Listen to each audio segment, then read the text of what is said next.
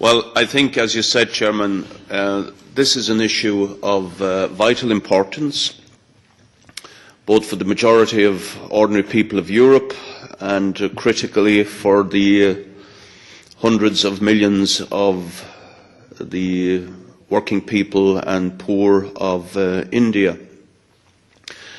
And there is huge unease about this proposed free trade agreement among the working masses and poor in India, and very eloquent expression has been given to that unease in, I'm sure, communications that many members of the committee and also the Commission would have received from non-governmental organisations and representatives of different groups of people, trade unions and so forth within India. Now, the problem here, Chairman, is that the fundamental driver of this agreement is quite clearly, from the point of view of the European Union, is the interests of European big business. And Mr. de Gucht himself said quite openly some months back that his job description is to open new markets for European industry and the European services sector. And that really is the intention with regard to the movement into India. And unfortunately, in my view, that is not in the interests of the big majority of the working people and the poor of India at the present time.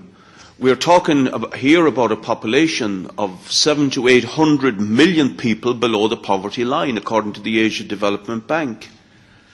And we have, therefore, a huge asymmetry between many aspects of life in India and in the European Union, including the amount of industry, the amount of technology, etc., the ability and the extent of production capacity in Europe as opposed to India, and using the normal crude mechanisms that are employed in free trade agreements with regard to the interests, essentially, of European business being pushed above all else. Here lies great danger for the hundreds of millions of Indian workers and poor. And many of the headings under which this agreement would be worked out will be of serious concern to them in regard to the area of intellectual property rights, patents, etc. In the way that that would be applied, it can have a huge implication for the availability of affordable medicines within India itself, or the manufacture of and exports of medicines from India abroad.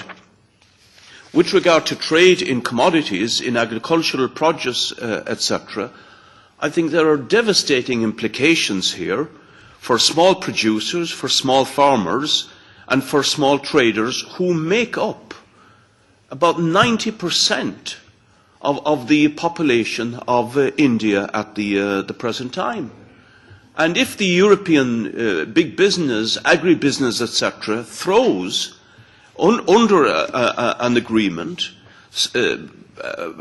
produce, much of it produced under subsidies, etc., they are simply going to wipe out whole strata of the small producers within India and seriously distort the market in India and the situation there for those who depend on small trading, small agriculture, etc. We know already in India that there is a massive crisis among the small farming and the peasant population, with the enormous tragedy of tens of thousands of suicides in the last 10 years because of the grave economic and social difficulties of people in the farming and the rural communities. And I see this as adding seriously to the situation already. The activities of the biotechnology companies, the major seed companies, for example, of the West, have been hugely controversial inside India as they try and gain control of the seed capital, of rice and cereals, etc. And their influence has been entirely baleful. And is this European Union now going to underwrite their right, as they see it, to move in here and to control ever greater proportions of the seed capital and have a stranglehold over what is critical to European farmers? That's an issue of major concern. Similarly, Chairman, with regard to the retail giants who want to get unrestricted access to India, the informal trading sector is a huge source of sustenance for tens, hundreds of millions of people. And this again would have a devastating impact. Now, of course, around the world there are a number of very powerful Indian big business interests, as there are European big business interests around the world, and each of them is as ruthless as the other. I recently returned from Kazakhstan, where one of the most ruthless companies is ArcelorMittal in mining and in steel. It is a horrific employer with horrible working conditions, danger to workers, etc., etc. And God help the working people of Europe and of India that are left to the mercies of these major conglomerates, whose only driving interest is profit. And I'm sorry to say, but that is also what is driving the free trade agreement.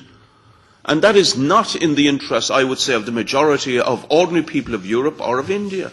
That we should approach trade. I am in favour of trade, of course, absolutely, of much greater trade and an exchange of technique and technology and know-how and research between the people of Europe and of India, but not on the basis of the baleful control that the big European multinationals want to exercise. Therefore, I'm saying quite clearly what my view is, and I think it accords with very many people who represent the poor and farmers and workers in India. Thank you.